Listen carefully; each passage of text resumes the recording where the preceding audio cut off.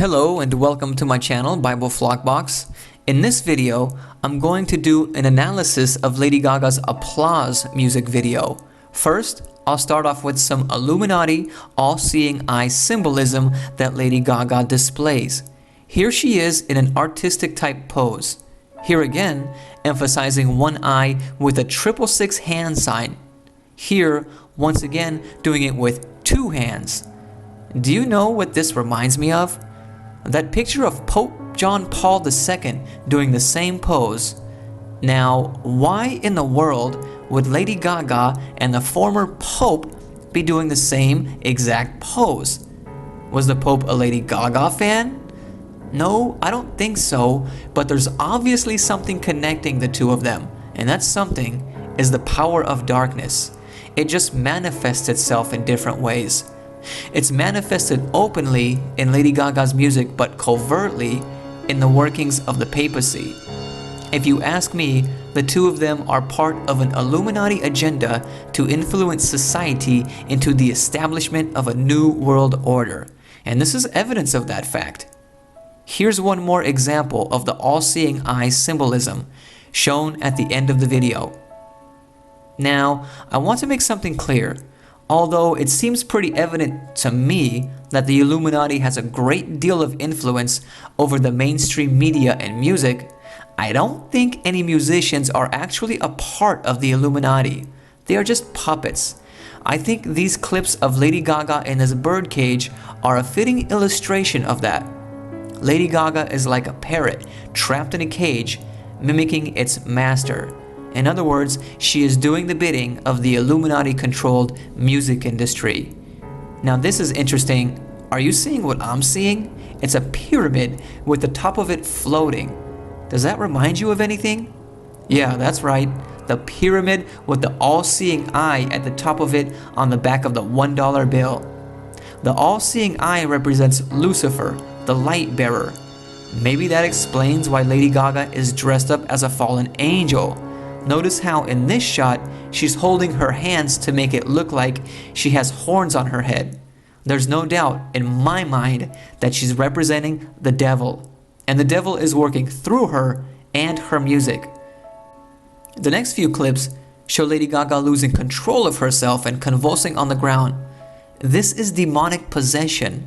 There are instances in the Bible where this has happened to people, and this music will cause you to become possessed if you keep listening to it, because that's what it's designed to do.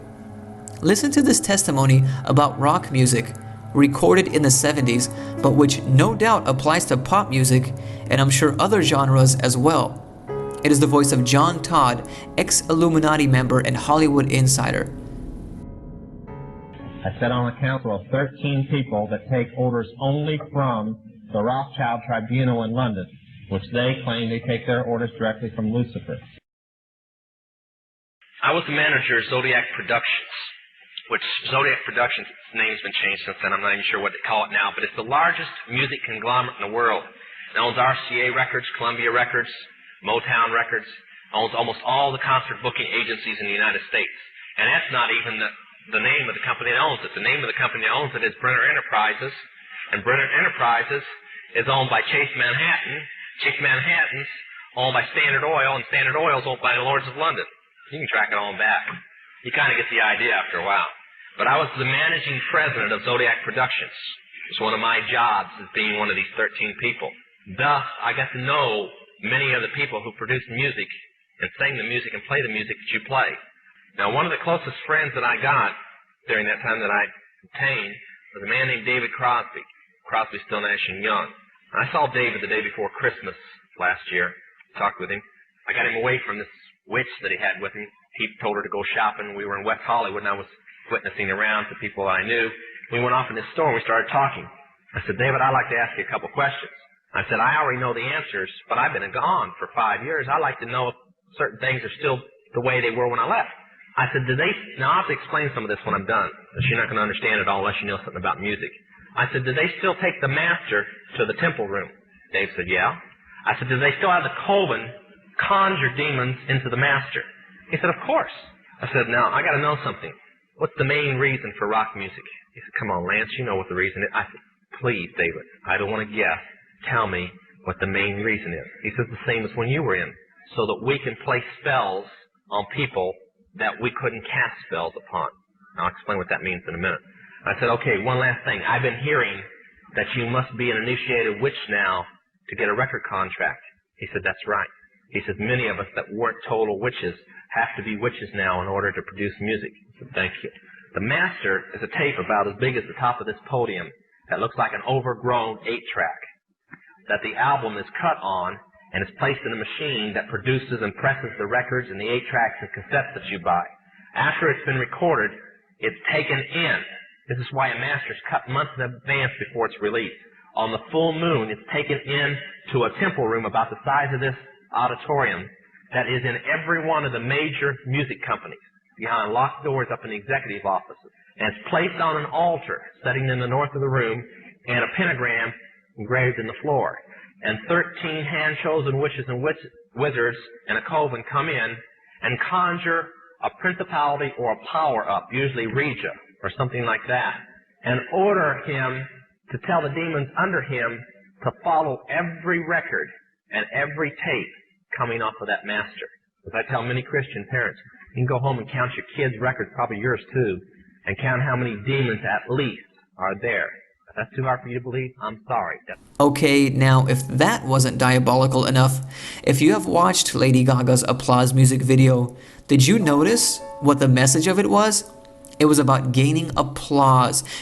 She's saying about living for the applause of her fans. Well, what is applauding? Applauding is a form of praise, and praise is an aspect of worship. Let me put this into perspective.